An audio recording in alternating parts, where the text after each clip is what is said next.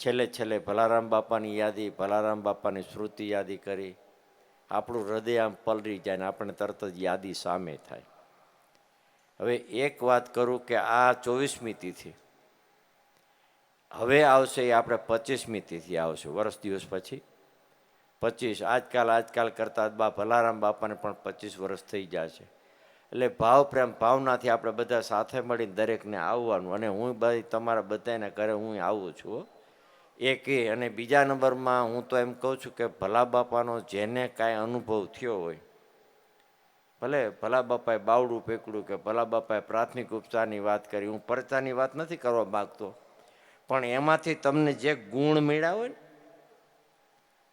તમને જે એમાંથી ગુણ મળ્યા હોય એ લક્ષ્ય પ્રાપ્ત રાખવાનું એમ.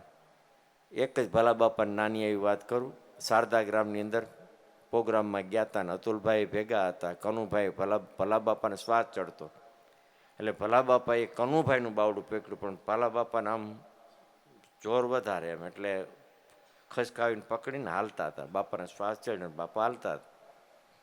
કનુભાઈ બોલ્યા કે બાપા કે આ ભવો કે આ બાવડું મૂકતા નહીં. એટલે ભલા બાપા તો રમજ કરતા અને ખીજાતા જાય, બેન કે અમે તો મૂકતા નથી પણ તમે મુકાઈને ભાગો છો. ખ્યાલ આવ્યો? અને વાત એ સત્ય ને, સદગુરુ આપણું બાવડું પકડી જ રાખે છે.